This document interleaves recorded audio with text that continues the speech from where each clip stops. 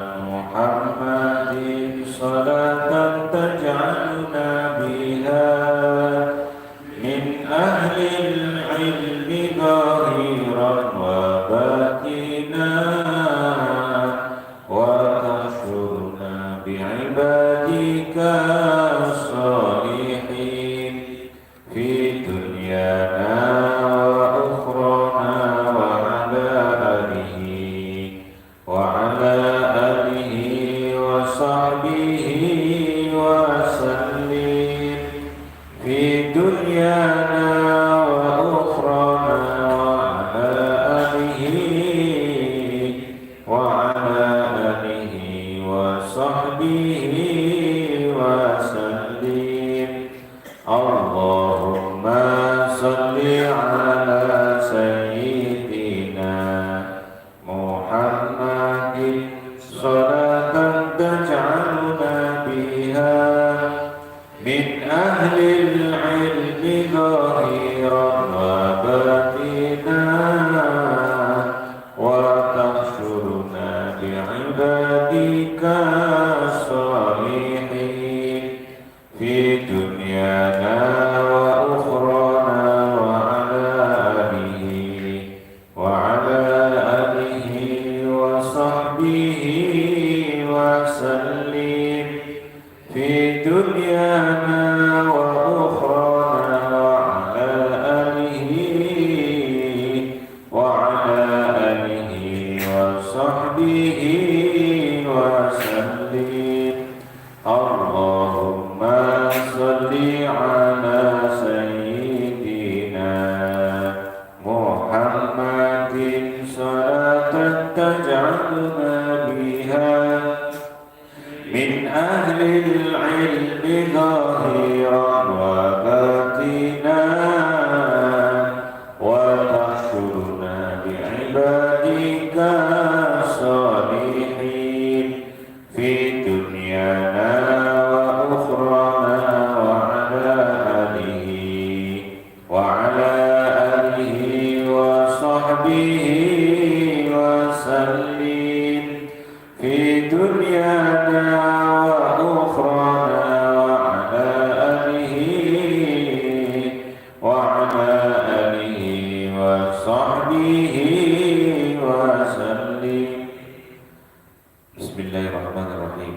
إن الحمد لله جميعا والصلاة والسلام على سيدنا محمد أشرف الخلق جمعا وعلى آله وأصحابه الذين نالوا السعادة الحقيقية في الدنيا والأخرى. اللهم صل على سيدنا محمد عبدك ونبيك ورسولك النبي الأمي وعلى آله وصحبه وبارك وسلم تسليما بقدر عظمة ذاتك في كل وقت وحين. رب اشرح لي صدري ويسر لي أمري واحلل عقدة من لساني يفقهوا قولي آمين. أما بعد. Ayyuhal hadirun wal hadirat, para bapak, para ibu, para jamaah Masjid Mujahidin ingkang minulya, mari kita lanjutkan ngaji fikih kita, kitab Taqriratus Sadidah. Kita melanjutkan daripada bab syurutus sihhatis shalah, bab yang menjelaskan tentang syarat sah dari salat.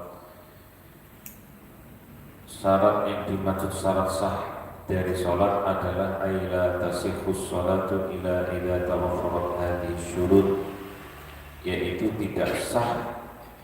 Yang dimaksud syarat sahnya sholat adalah sholat dihukumi tidak sah kecuali tawaffarat hadhihi syurut, memenuhi syarat-syarat ini. Kemarin sampai pada asyartus tsani istiqbalul qiblah, bahwa syarat sah sholat yang kedua adalah menghadap kiblat. Ini semuanya ya maklum, artinya sudah difahami, diketahui ya, sholat yang menghadap kiblat. Cuma detail-detailnya ilmu dari menghadap kiblat ini yang kita bahas, yang kita hadirkan sampai pada Bismillahirrahmanirrahim. Qala al-mu'allif rahimahullahu ta'ala wa nafa'ana bihi wa bi ulumihi wa bi ulumikum. Amin. Yajuzu tarku istiqbalil qiblati fi halataini. Yajuzu boleh tarku istiqbalil qiblati, meninggalkan atau tidak menghadap kiblat fi halataini di dalam dua keadaan. Yang pertama fi sholati syiddatil khaufi, sholat dalam kondisi sangat ketakutan. Artinya nanti ada sholat khauf itu ya tata caranya tidak seperti sholat yang biasa. Jadi ada soft yang pasif untuk menjaga, memegang senjata, ada soft yang aktif untuk meneruskan atau sholat, meneruskan sholat. Pokoknya fi sholat di siddati khaufi, sholat dalam kondisi sangat ketakutan. Bisa saja sholat dalam kondisi ketakutan, sangat ketakutan itu jadi rasa takut yang sangat, misalkan sholat, masuk waktu sholat tapi dalam keadaan tsunami gitu, dalam keadaan bencana alam atau tanah longsor, itu boleh tidak menghadap kiblat. Nah, ini pentingnya sholat itu sampai di situ. Masih dalam keadaan apapun tetap diwajibkan, tetap itu sholat itu wajib. Kemudian yang kedua, atsani fi nafilatis safaril mubahi, fi nafilatis safari, sholat sunnah dalam perjalanan yang mubah, perjalanan yang dibolehkan, bukan perjalanan yang diharamkan. Sawa'un kana safarat tawilan aw qasiran, sholat yang sunnah sholat sunnah dalam perjalanan mubah, baik perjalanan jauh ataupun perjalanannya yang dekat. Artinya ada dua perjalanan, ada safar qasir, ya, perjalanan dekat itu maknanya dalam syarahnya as-safarul qasir huwa alladhi yakunu aqallu min marhalatain, adalah perjalanan yang kurang dari jarak 82 km. Artinya mafhum mukhalafahnya atau pemahaman sebaliknya, maka ketika seorang itu bepergian dengan jarak standar minimal 82 km, ya dibolehkan menjamak dan mengqashar sholat. Jadi dalam aturan fikih itu dibolehkan sholat jamak, belum tentu dibolehkan sholat qashar. Kalau sudah dibolehkan sholat qashar, pasti dibolehkan sholat jamak. Jadi sholat jamak itu belum tentu dibolehkan sholat qashar. Meringkas dari sholat yang misalnya 4 rakaat menjadi 2 rakaat. Kalau yang selain 4 rakaat tidak bisa. Nah, 3 rakaat suci setengah kan tidak bisa. Jadi 3 rakaat ya tetap 3 rakaat. Sholat sunnah dalam perjalanan mubah, baik perjalanan jauh ataupun perjalanan dekat. Wataratan yakunu masyian, wataratan wa yakunu rakiban. Terkadang namanya perjalanan zaman dulu dilakukan dengan berjalan kaki, atau perjalanan terkadang dilakukan dengan naik kendaraan. Ini sholat sunnahnya boleh, tapi sholat fardunya yang tidak boleh. Sholat sunnah, jadi ini keterangannya boleh tidak menghadap kiblat, tapi dalam rangka sholat sunnah. Di sholat sunnah dalam perjalanan yang mubah dasar. Kalau sholat wajib tentu ada ketentuannya lagi. Jadi sholat wajib itu ada ketentuannya lagi. Yang sering kan perjalanan jauh, misalkan dari Malang ke Jakarta, dari Malang ke Jakarta, itu saya pernah ngalamin di Malang sebelum maghrib sudah masuk kereta. Di Malang sebelum maghrib sudah masuk kereta, terus isaknya lewat di dalam kereta. Subuh sampai di stasiun. Saya pernah alami naik kereta. Subuh berarti isaknya hilang. Nah itu caranya Kalau menurut mazhab Syafi'i dengan tayamum ya, dengan tayamum, tapi syaratnya harus ada debu yang tampak, yang jelas, debu yang soi dan thayyiban, yang tidak najis, debu yang baik.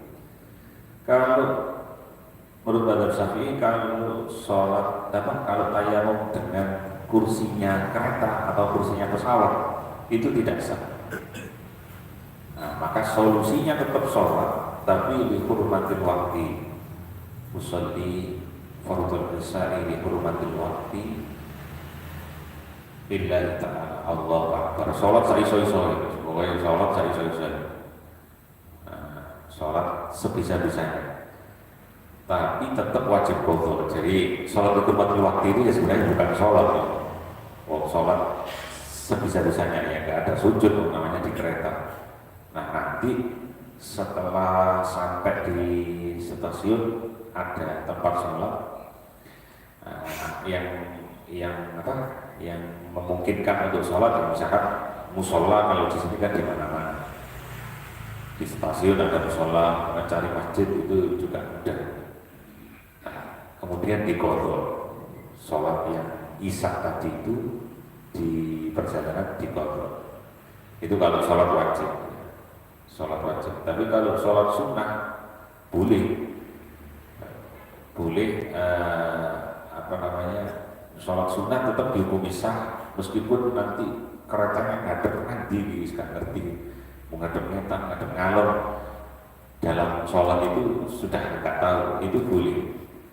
Jadi ini pembahasannya ya juzu tarku istiqbalil kiblati fi halataini, boleh tidak menghadap kiblat dalam dua keadaan. Jadi dalam mazhab Syafi'i itu sholat sempurna di dalam pesawat, sholat sempurna di dalam kereta atau di bis, kemudian dengan dengan tayamumnya yang tidak sah karena tidak ada debu yang nampak. Kursi kan hanya kursi, tidak ada debu yang nampak. Seluruh mazhab Syafi'i mengatakan begitu. Tapi kalau mazhab lain boleh, mazhab Hanafi boleh. Jadi kalau maksudnya kalau ada ustaz atau kiai yang menjelaskan boleh, berarti bukan mazhab Syafi'i yang dipakai. Tidak menurut mazhab Syafi'i. Fa idza kana masyian yajibu istiqbalul qiblati fi arba'ati arkanin. Ini pembahasan ini adalah pembahasan tambahan sebenarnya. Jadi ada masalah-masalah pembahasan yang dikemukakan oleh pengarang kita tentang menghadap kiblat.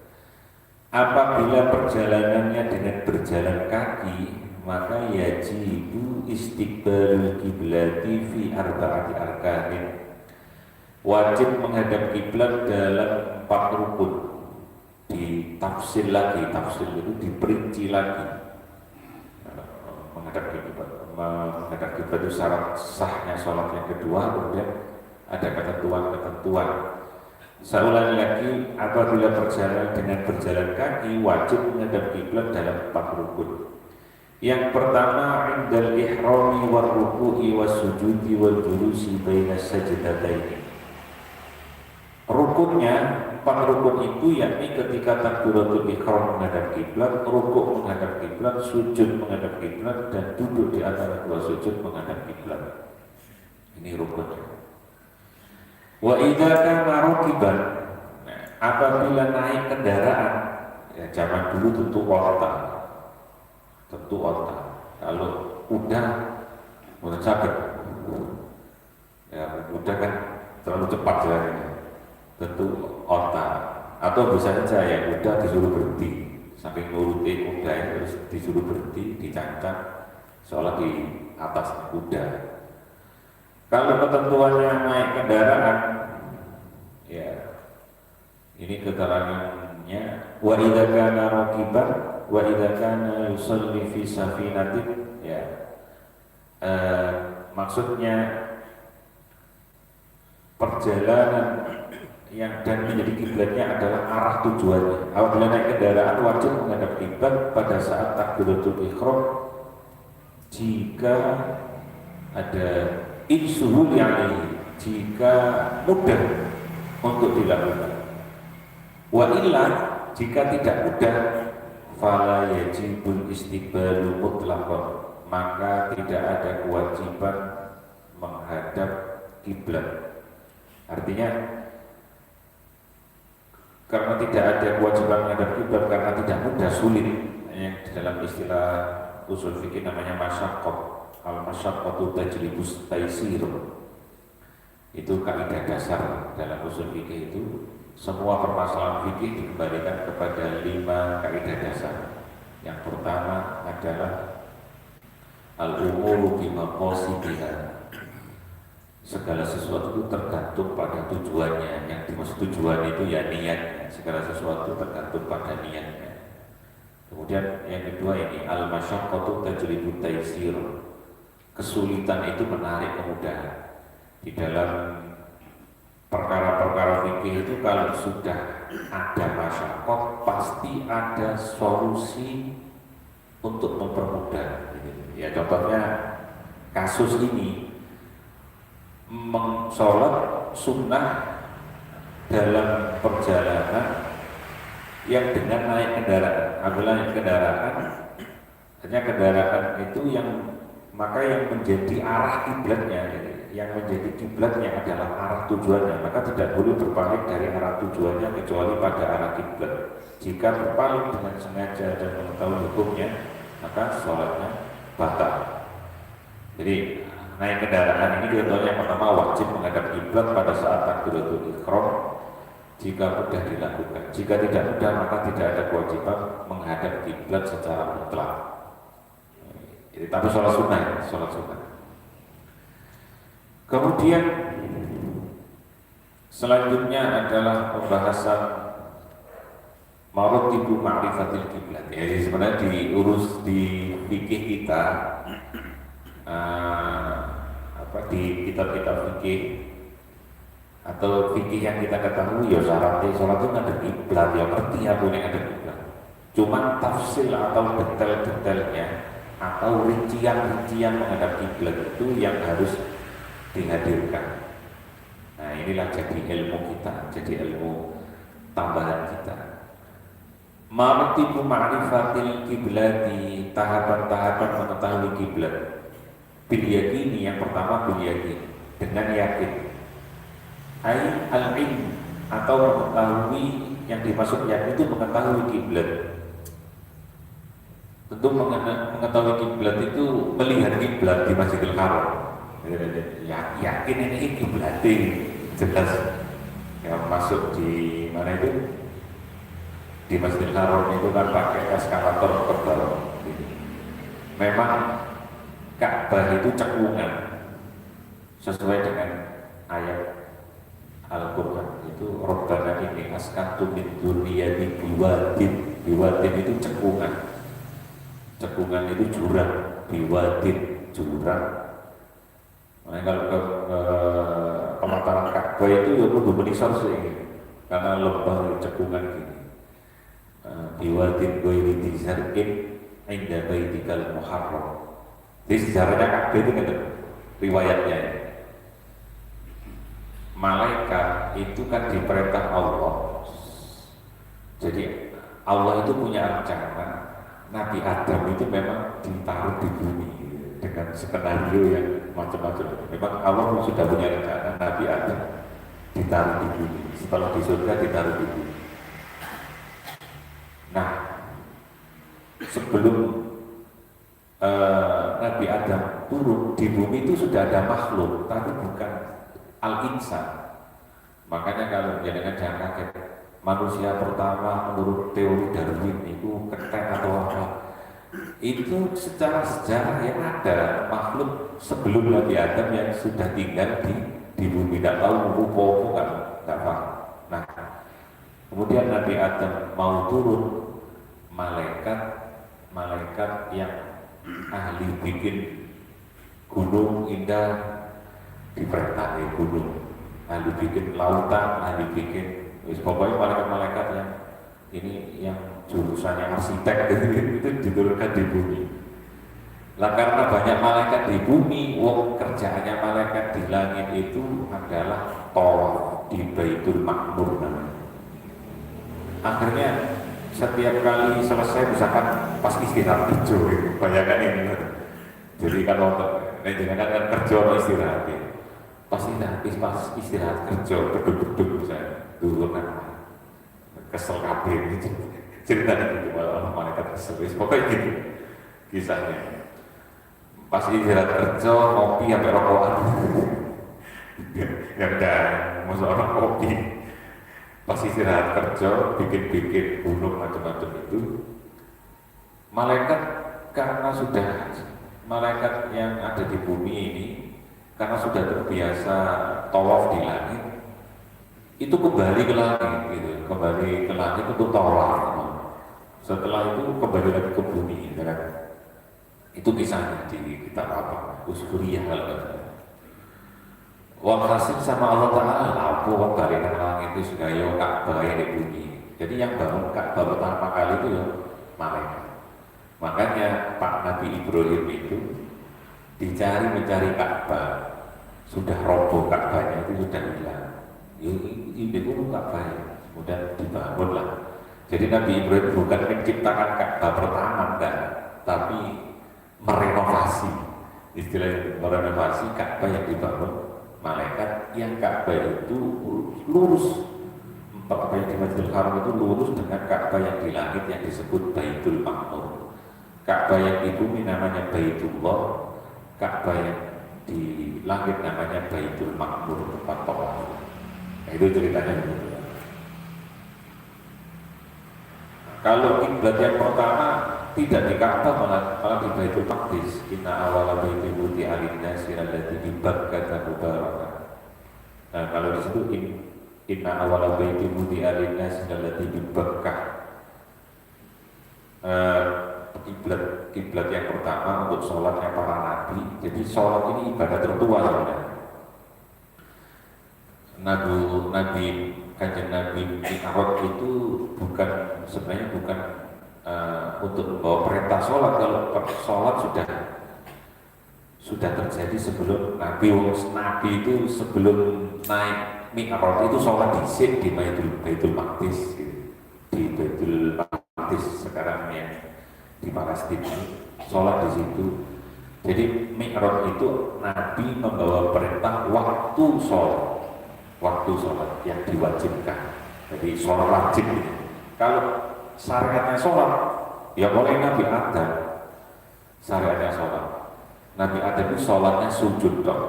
Sujud karena malu melihat langit karena dosanya, karena ingat dosa. Itu ingat dosa, izin. Delok langit itu izin. Jadi sujud saja. Itu sujud itu simbol dari sholatnya Nabi Adam. Gitu.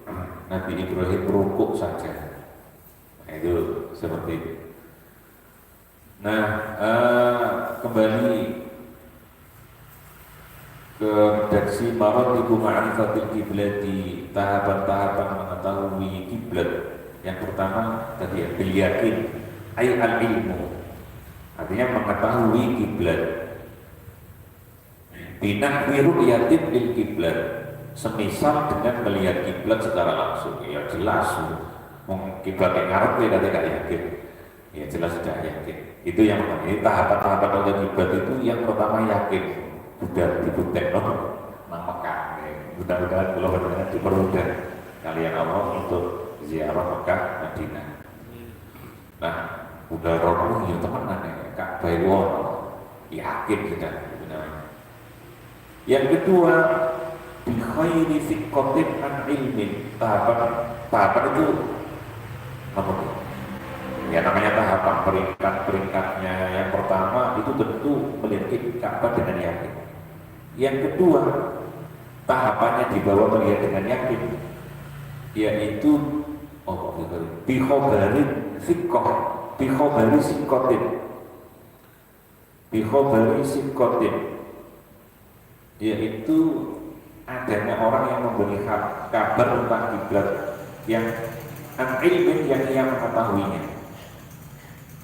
Jadi yang ia mengetahuinya. Jadi ada orang yang memberi kabar kiblat itu di ulur, arahnya kiblat di sana, ilmi. Yang ketiga, al-ijtihadu bil musolati aw ghairi dzalika. Yang ketiga adalah istihad dengan busolah. Busolah itu bahasa Arab yang dimaknai seperti kompas. Kalau sekarang apa namanya kompas. Nah, sekarang kan ada Android atau apa Google atau arah kiblat di mana itu nanti ada aplikasi yang ini. Kalau di aplikasi itu ada sholat itu, aplikasi sholat itu untuk biar tahu arah kiblat itu dibiarkan HP-nya isolkan sendiri. Itu banyak.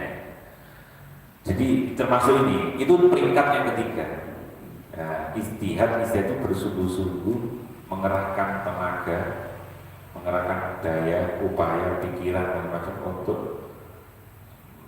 mengetahui arah kiblat yang sebenarnya. Bisa jadi dengan alat namanya busola atau ghairi. Istihad dengan kompas atau yang lain. Nah, yang terakhir tahapan dari mengetahui kiblat yang paling bawah atau bisa disebut tingkatan dari mengetahui kiblat yang paling bawah, taqlidul mujtahidi idza ajaza min anil istihad. Taklid itu manut kepada orang yang beristihad. Nah, duwe kanca alim di putih kiblat. Orang alim terus beliau pakai kompas macam-macam. Oh, tapi kok ya sudah, taklid kepada orang yang berizat. Itu tingkatan meyakini arah kiblat yang paling bawah, yaitu melok orang yang beristihad. Jika tidak mampu idza ajaza anil istihad, jika tidak mampu melakukan istihad sendiri, terus bodoh, terus apa dalam hal ini wis nol pengetahuan tentang kompas, tentang apa boten saged. Zaman dulu nih, sekarang ya sudah ada Google. Sudah ada. Makanya kalau punya guru, salah satu guru saya itu biasanya ngaji pakai kitab. Kemudian suatu ketika kalau sering ikuti ngajinya yang apa namanya live stream kan pakai kitab dulu. Saya terus ganti tab itu tablet itu. Tablet. Suatu ketika kalau kepanggilan, jangan caranya pun bentuk nama kitab nek ngawas kalau tab. Nopo?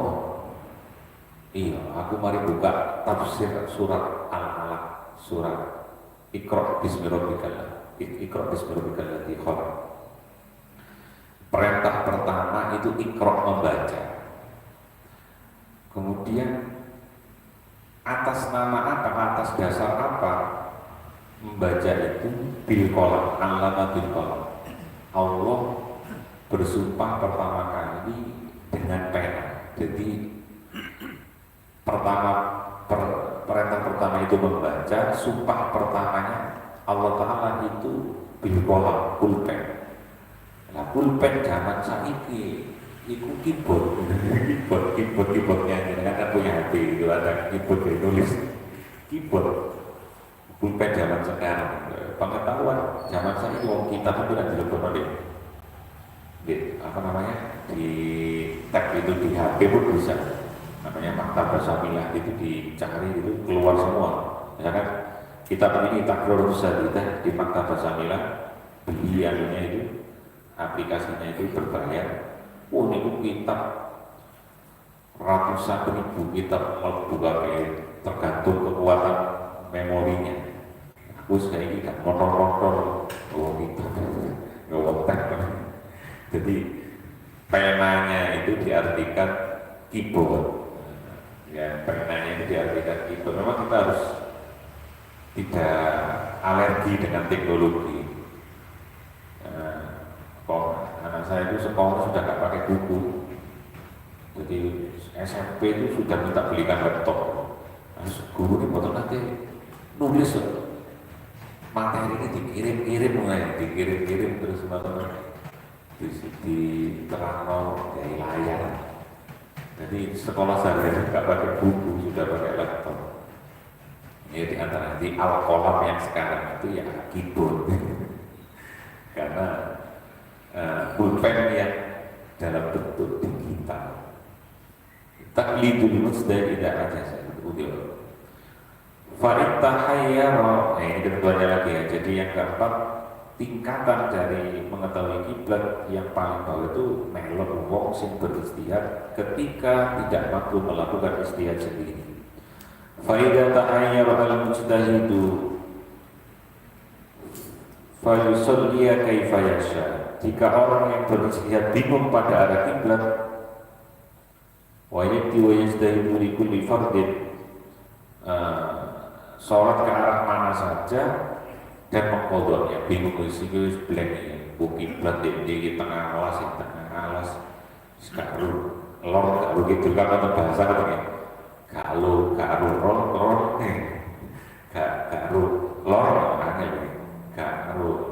gak gitu, bingung. Jika seorang sudah bingung pada arah kiblat, ya sholat aja ke arah mana saja, tetapi dengan mengkodoknya. Jadi tetapi dengan mengkodoknya. Itu ketentuan. Dan selalu beristikad pada setiap hendak melakukan sholat fardu. Makanya ketentuannya yang dulu itu harus selalu beristikad. Jadi kiblat, maksudnya karena di dalam hati ini kiblat wis jelas Allah. Dan selalu beristikad pada setiap hendak melakukan apa?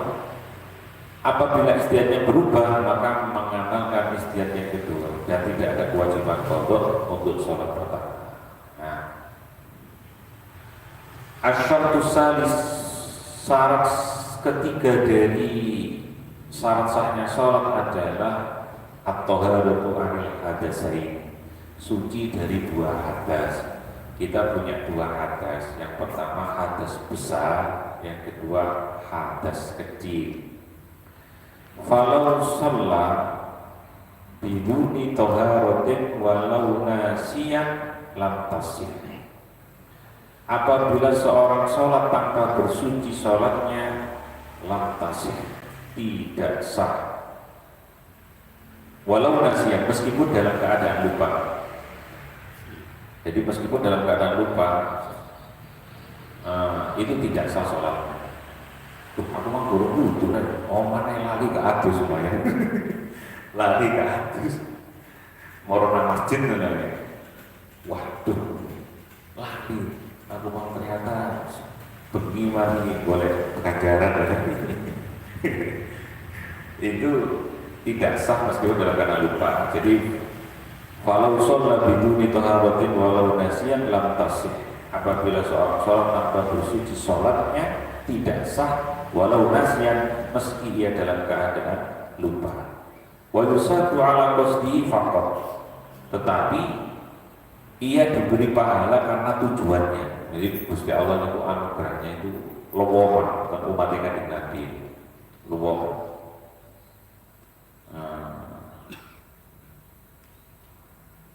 Contoh lowongan itu yang nyata. Kalau umatnya sebelum Kanjeng Nabi melakukan dosa, itu tobatnya dengan cara bunuh diri. Dalam surat Al-Baqarah itu ada faktulu barikum faktulu anfusakum. Apa itu salahnya? Ketika kamu bertobat, maka faktulu anfusakum, bunuhlah dirimu sendiri. Bunuhlah dirimu sendiri. Karena surat Al-Baqarah ayat 54 masalah. Itu ada ayat 54 itu yang menjelaskan umatnya Nabi Musa kalau melakukan dosa bertobat, bunuh diri jangan dulu, baru diampuni. Umatnya Nabi Muhammad wenteng.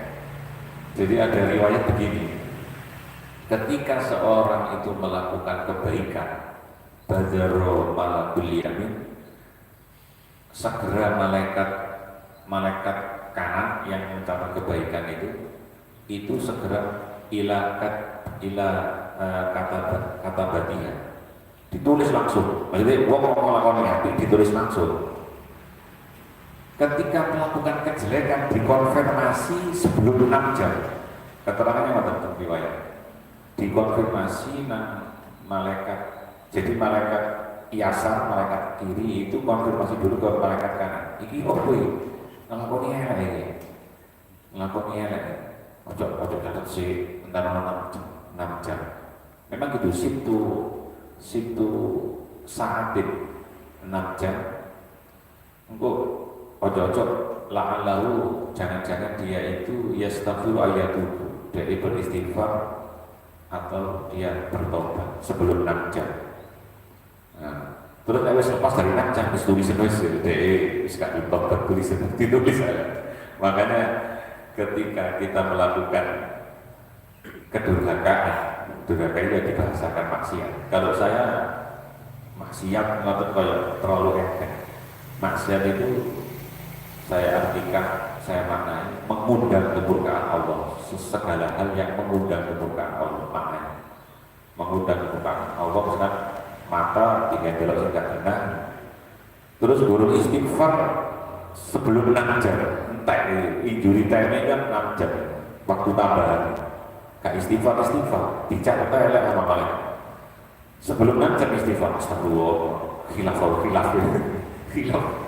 khilaf itu ada riwayat gak dicatat ya, karena jenengan langsung untuk bertobat.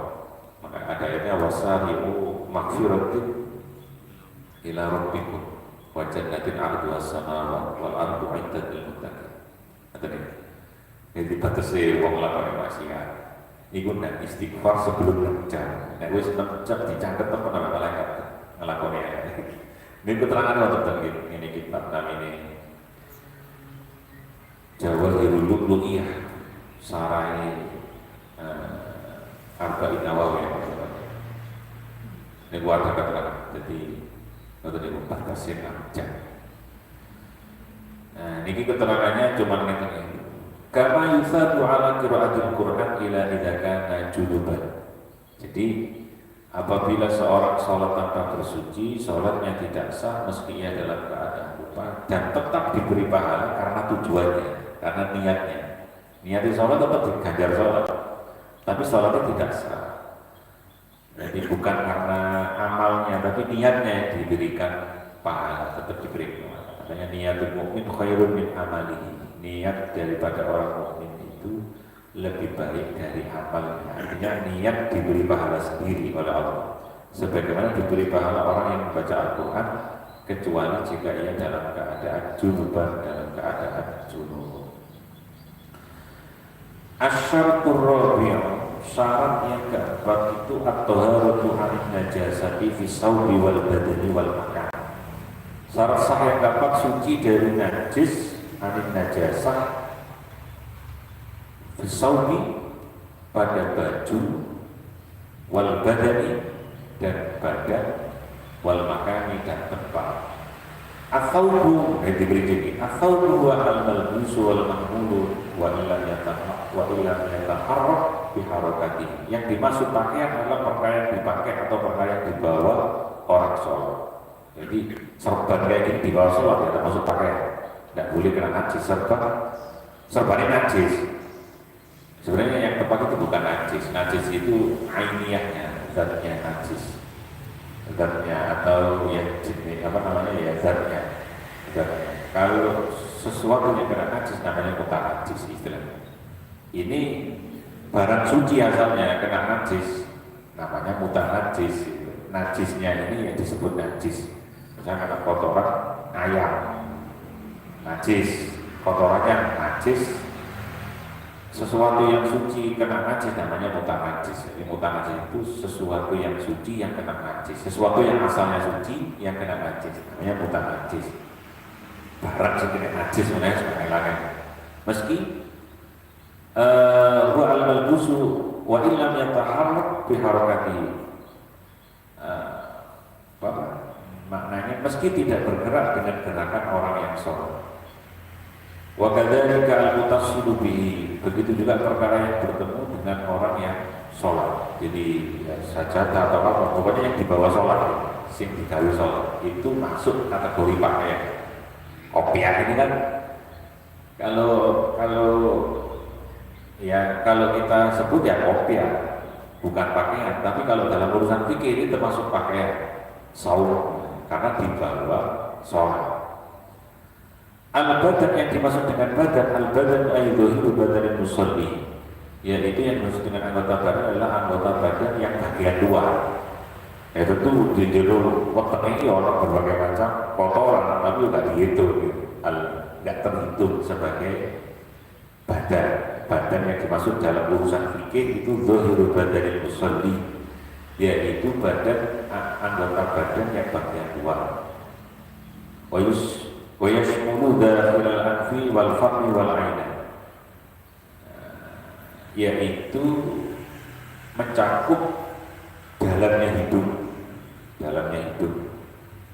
jadi dalamnya hidung. Makanya darah itu kan najis, sholat dalam keadaan ini bisa, ya tidak sah sholatnya karena mengalir darah dari hidung.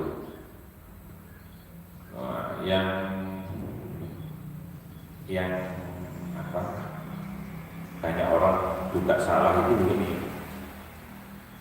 Muntah itu kan najis, muntah itu najis. Segini saja, jangan tertipu. Najis itu ada 7. Ini pegangannya ya. Najis itu ada 7. Selain 7 ini bukan najis. Selain 7 ini bukan najis. Lagi, najis itu orang itu. Selain itu ini bukan najis. Makanya jangan nama. Ketika sholat, morono kena. Waduh, najis ini boleh menegati sahur. Enggak, pasir itu bukan najis. Najis itu hanya ada 7. Yang pertama, sesuatu yang keluar dari lubang depan dan lubang belakang yang cair, yang bentuknya adalah cair, ada cairannya. Kalau jenengan misalkan ada kasusnya orang buang air besar keluar batu. Batu itu kan padat ya, batu jadi wadu. Ini kok disuceni digaya akik terus digaya sholat sakit. Dan memang contoh fikih itu harus ekstrim biar paham. Contoh fikih itu harus ekstrim biar paham. Nah, kok iso biar keluar akik. Di persen ini namanya mutanajis karena padat. Jadi sesuatu yang keluar dari lubang depan dan lubang belakang, dari apapun, dari hewan atau manusia, itu najis.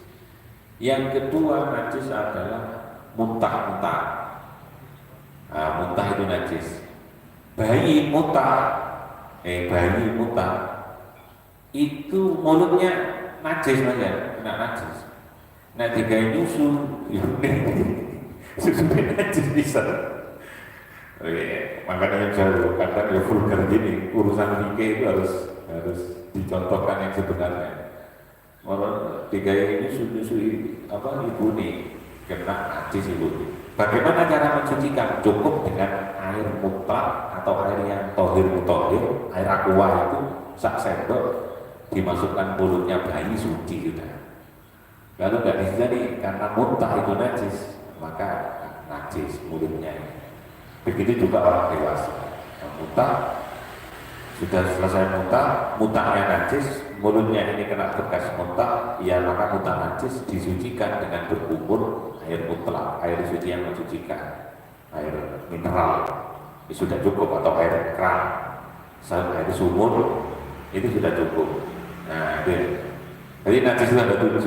Yang selain 7 ini harus diyakini bukan najis, biar nggak terjadi yang disebut penyakit was-was. Penyakit was-was itu pasti jenengan nemui orang yang punya penyakit was-was. Kodok kula pinten sing kena penyakit was-was terus. Wudu itu nawa itu wis kopeng ape nawa itu liyane wis sujud. Liyane wis kate mulai di nawa itu. Itu setan itu. Wah, setan. Makanya bagaimana ini kasusnya? Ya sudah, harus masa butuh. Wis sudah direket bisikan ya. Kamu ngurus harus bagi terima kakak diterima sholatku wis lu tak bareng Gusti Allah. Itu cara masa butuh, masa stupid ya, masa butuh. Wis gak usah direket, masa butuh gak usah direket. Itu bisikan setan. Makanya kan setiap sholat itu disunahkan membaca Qul a'udzu birabbin nas, malikin nas, ilahin nas, min syarril waswasil khannas, dari godaan setan waswas yang khonnas, yang tersembunyi, setan waswas yang gak ketok, yang tersembunyi. Jadi cara ngilangi waswas itu harus masa bodoh. Semua ngalami semua itu, karena itu godaan setan yang pertama. Biar kita itu dipersulit untuk melakukan ibadah, sama setan itu dibisi gitu. Saya pernah ngalami, kok nggak bisa begini. Akhirnya ngaji terus kemudian, oh iya itu ketemu ini setan ini, setan was-was ini, setan was-was. Keluarga saya banyak yang dapat. Namanya orang yang kena penyakit dan diiring wangi, ojo bunuh. Jangan gitu, jangan gitu. Kalau gitu jadi penyakit psikologi, semuanya jadi was-was semua. Nah, ini namanya was-was ya. Muntah-muntahan itu najis, ya muntah-muntahan itu najis. Jadi sesuatu yang keluar, yang pertama diingat-ingat. Sesuatu yang keluar dari lubang depan dan lubang belakang, yang pertama baik dari manusia, hewan, pokoknya telek, puyuh, semuanya itu namanya disebut najis. Kalau kena barang yang najis, kena barang itu barangnya disebut muntah najis. Terus muntah-muntahan. Yang ketiga darah dan nanah. Ya sebenarnya itu nanah itu juga darah, darah yang membusuk namanya darah dan nanah. Jadi hukum asalnya darah itu najis meskipun darah ikan. Makanya kalau istri-istri kita itu beli ikan untuk dimasak itu, ya butuh disuceni, dipeluncur situ-situ biar hilang najisnya. Gosok takut, iwak teri itu Ustaz. Ya itu pengecualian. Masa nanti beda di iwak teri di situ-situ dihilangkan darah, ya sudah. Apa namanya? Itu dimaafkan karena masyakor. Sopo ya, mini gede nih teri, ya wis mau dikocok-kocok ya. Air mengalir sudah suci. Jadi darah itu hukum asalnya adalah najis. Semua darah hukumnya najis. Kemudian diperinci kalau darah yang tidak mengalir tidak apa-apa. Jadi misalnya sholat keluar darah sedikit kayak jerawatan kan biasanya ada kayak kubulan karo kayak betul ya. Tapi sedikit tidak mengalir ya nggak najis, dimaafkan. Maksud sebenarnya najis tapi dimaafkan.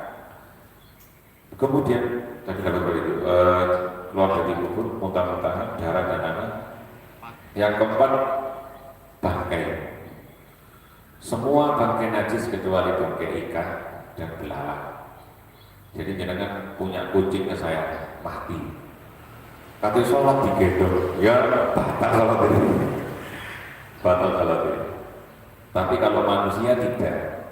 Jadi manusia itu karena Bani Adam itu dimuliakan, maka bangkainya itu tidak najis.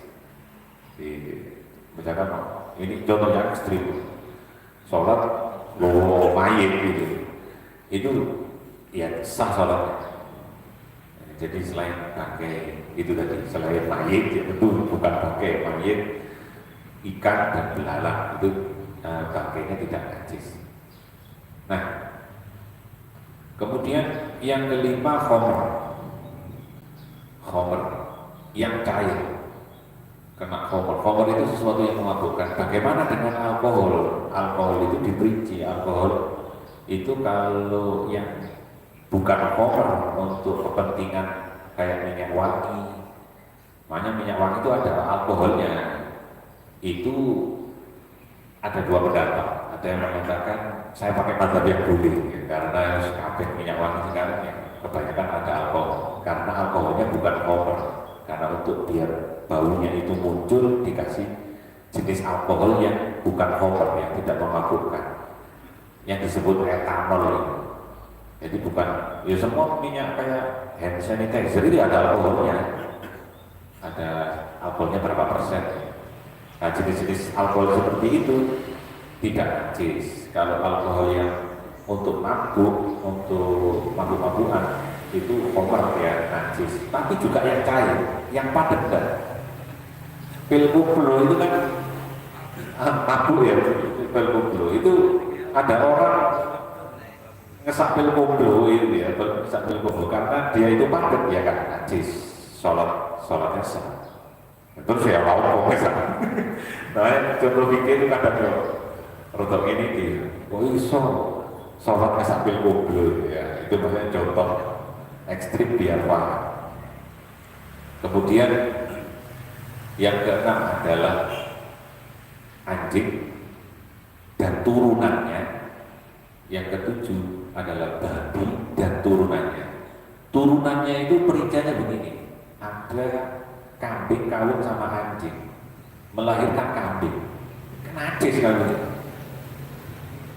termasuk najis bola tuh, maka kambing yang dari peranakan anjing. Atau contoh ekstrim ini udah dibayang teman-teman dari contoh ekstrim.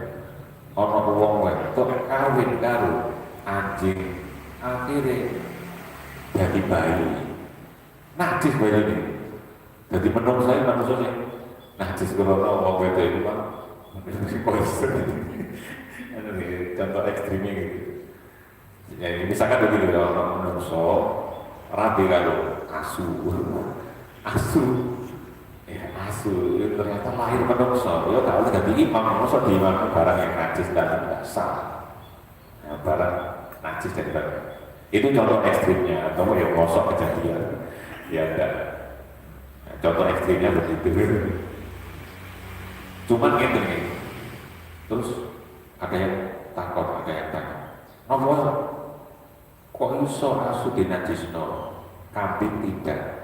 Nah gini jawabannya itu jangan kembalikan ke hakikat. Hakikatnya anjing itu menggonggong, hakikatnya anjing itu menggonggong, suka gibah macam-macam. Jadi hakikatnya itulah apa, syariat itu mengikuti hakikat. Jadi hakikatnya anjing itu pokoknya sadarnya anjing itu punya banyak kelebihan, nurut anak tuanya, nurut sama Tuhan, nurut sama Tuhan, sampai kan di film kan itu ada film itu. Jadi si pemilik tuannya ini lungo, terus dalam perjalanannya itu meninggal, anjingnya nunggu sampai juga mati, kayak ini di stasiun juga kayak mati, karena punya kelebihan banyak, tapi hakikatnya karena menggonggong, terus menggonggong itu jadi ibaratkan penyebar hoax. Terus menggonggong, dan terusnya itu penyebar hoax, hakikatnya itu makan najis. Kalau urusannya ke ilmu, ini ada cacing pitanya macam-macam, itu urusan lain, tidak ada urusannya lagi. Tapi hakikatnya itu, babi itu hakikatnya adalah melambangkan kerakusan, rakus, wabe dipangan, terus barangkali gak nurut aturan, itu babi. Kan jadi orang enak cari ini wong, babi. Kalau kita malah kan warai, sapi babi, cari ini enak. Ini kayak bakso. Makanya hati-hati nih. Makanya jenengan nek lunga iku adu sarungan kudulah. Kula nu nate kali ati kula. Daerah kudu daerah Blitar sama kudu. Pokoknya sih muslim itu minoritas. Orang madek lagi warung bakso. Kublukan kula, kublukan kali kawasan. Ada itu kan parkir di sini. Bakso babi. Wah, kalau tak apa-apa, negara lah benar-benar rasanya. Wah, lagi kabur. Wah, jadi ini kayak 7 itu. 7. Selain 7 ini kita yakini tidak najis. Karena debu bukan najis. Karena pasir bukan najis. Atau kecipratan, jangan liwat kan kalau hujan-hujan kemarin itu di jalan nyabrang. Itu kalau ada mobil bawa harus luas, itu kan kecepatan airnya. Itu yakini saja tidak najis. Yakini saja tidak najis. Kenapa? Kok nggak kelihatan najis kalau diyakini najis? Misalkan karena itu. Kalau nanti ini kita sudah ngomong benar, digonceng yang digonceng, terus ini gue jamaah masjid. Pas mantul hujan, bukan naik lah gitu. Ini kita sudah ngomong benar. Buatan najis suka kayak itu, kecuali dia beli orang kelentok, dia rusuh betul mau. Jadi jenengan ganti pakaian itu bukan karena najis tapi karena kotor. Kalau jangan ganti pakaian karena najis, bisikannya setan. Kena kena karena kecuali kalau kelihatan jelas di kono melesong terus orang banyunya kecepatan apa ada namanya ini kendaraan sari nipron orang travel ya najis sudah. Nah kalau tidak ada najisnya nggak kelihatan, diyakini saja tidak najis.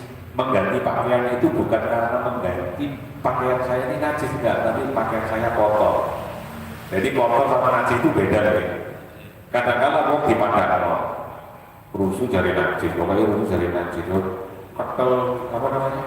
Ada orang musafir ya, kenalan musafir yang di jalan. Itu pakaiannya kan kuat kalau berapa bulan nggak diundang. Maka itu hanya kotor, tapi belum tentu najis.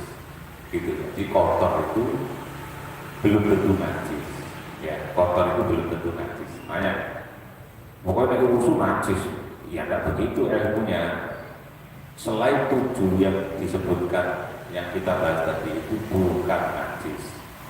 Ya karena umbel misalnya najis itu umbel. Kok iso umbel kok najis di ngaji di. Umbel bukan najis, hanya kotor saja, jebrek gitu saja.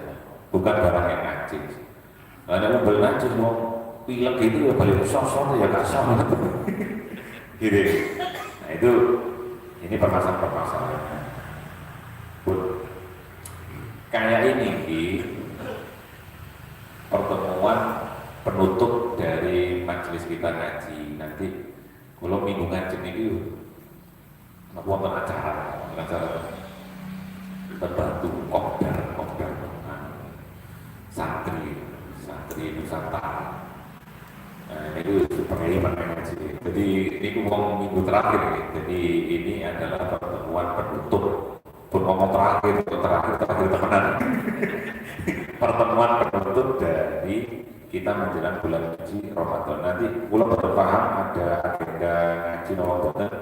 Maka biasanya dulu kan sebelum berbuka, maka pulau dikabari bukan kita lanjutkan mengaji tetap pakai kitab ini, pakai 2 kitab itu.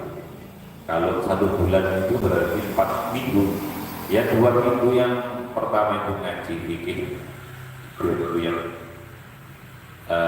berikutnya itu ngaji al-hikam kita lanjutkan istiqawi dibuat seperti itu. Kalau memang ada jadwal pengajian, insya Allah mungkin ada 1-2 atau kita ada 1-2 pertanyaan. Oke, apa ya? Terkait perjalanan tadi, biasanya kalau kita perjalanan jauh, walaupun mungkin umroh ke luar negeri, gitu, itu kan kalau mazhab Syafi'i kita tayamum itu kan tidak kelihatan, itu katanya kan dasar. Tidak sah, memang tidak sah. Nah, itu solusinya gimana? Apa nanti setelah itu kita kotor atau tidak? Kotor, jadi umroh itu biasanya yang hilang adalah sholat maghrib bisa subuh kalau berangkatnya asar. Nah, kalau berangkatnya sebelum asar di bandara, kemudian maghrib dan subuh hilang. Di sana sudah jam 8, kan 10 jam, 9 sampai 10 jam perjalanan. Kotor, jadi setelah sampai itu kita kotor sholat yang ditinggalkan. Pas di pesawat, namanya niat sholat dihormati waktu. Ya sholat saja, Allahu Akbar. Kaki saya enggak. Ya ini sebenarnya bukan sholat itu, hanya menghormat waktu, tapi tidak berdosa karena tidak berniat sengaja meninggalkan sholat karena keadaannya yang sulit dalam mazhab Syafi'i. Maka sholat saja ada sholat, solusinya itu sholat dihormati waktu, usolli dihormati waktu. Fardhu lillahi ta'ala. Jadi sholat itu batil waktu, nanti sampai di bandara kita nyari musola atau sampai ke masjid kita nyari musola, kita foto sholat yang ditinggal. Itu dalam mazhab Syafi'i.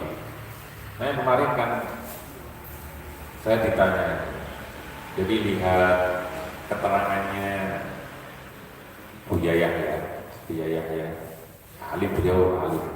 itu menjelaskan ya boleh kita tayamum pakai kursi pesawat, tapi biaya terus kemudian dipotong. Sebenarnya ada lanjutannya, pasti ada lanjutannya itu. Kalau dikonfirmasi ini menurut bukan mazhab Syafi'i. Kalau mazhab Syafi'i mutlak harus berbentuk debu, gitu kan? Mutlak harus ada debunya, harus ada bentuknya debu. Misalkan kayak apa namanya ya, debu, kita nyari debu terus kemudian bentuk ada debunya atau pasir di situ, itu bisa kita pakai tayang. Tapi kalau dalam kursi pesawat nggak ada debunya, mana debunya? Pakai mazhab Syafi'i mutlak harus ada debunya. Maka sholatnya dengan cara sampai dibodoli semua. Itu caranya memang begitu. Terus sholat aja sholat itu mati waktu. Terus serupuk saya soi-soi. Terus kemudian assalamualaikum ini maghrib. Gua mana waktu itu susah ya sholat, usolli li hurmatil waqtil isya fardholillahi ta'ala. Allahu akbar. Terus salam subuh gitu sampai subuh. Caranya ngotot memang solusinya. Biasanya kan sama kalau rombongan umroh haji itu kan ada pemimpin. Iya, biasanya kan diumumkan ini waktu jadwal sholat duhur gitu. Iya, tidak salah, yang umumkan tidak salah. Karena niatnya kan harus niat sholat itu. Nggih, tidak salah. Kalau mazhab Syafi'i ya sholat di hormati waktu dalam hati.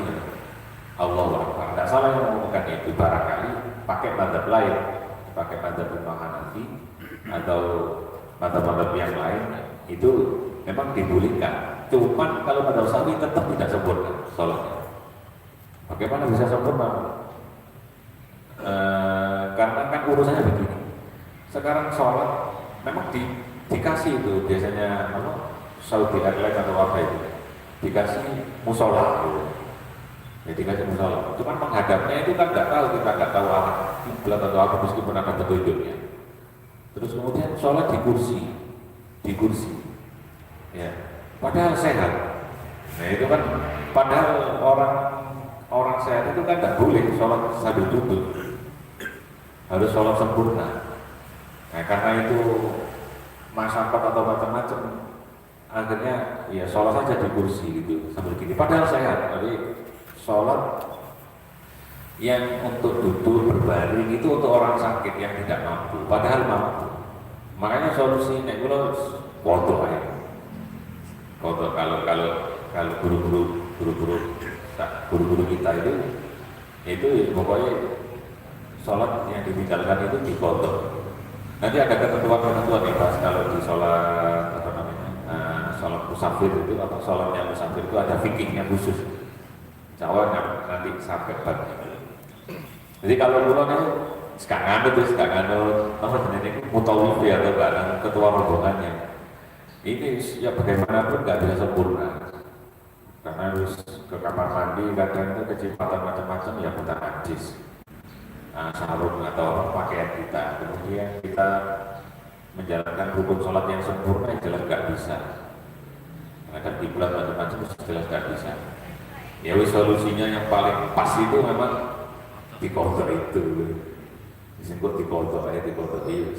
Tapi tetap niat dihormati waktu di pesawat. Jadi dihormati waktu itu maknanya hanya menghormat waktu ini itu seperti sholat isya, sholat subuh itu sudah masuk, dijelaskan. Nah kalau nggak pernah ada kan dalam satu pesawat itu rombongannya kan banyak, pagi macam-macam pas umroh itu. Ini berarti ini teko ada dari jauh dari berdekat satu pesawat. Ada yang mutawifnya itu nggak tahu dari grup umrohnya itu membimbing, ayo sholat di pesawat ini caranya tayamum. Sholat terus aku buka itu maksudnya itu bukan meremehkan sholat enggak. Fikih yang saya yakini itu tidak sah sholatnya karena tayamum ya harus ada debunya, kemudian rukuk sujudnya ya harus tidak menetapi kondisi.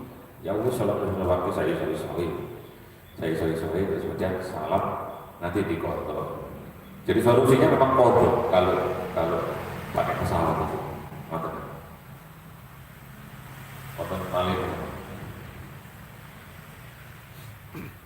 Allah cekap mugi wonten guna manfaati disaringi kalian hidayah pun Allah taala ngaos menika dados ketahanan batiniah kula panjenengan sehingga wonten kabil-kabil ingin musibah, wonten kabil-kabil ingin masalah, penyakit macam-macam balak. Al-Fatihah. A'udzubillahi minasyaitonir rajim. Bismillahirrahmanirrahim.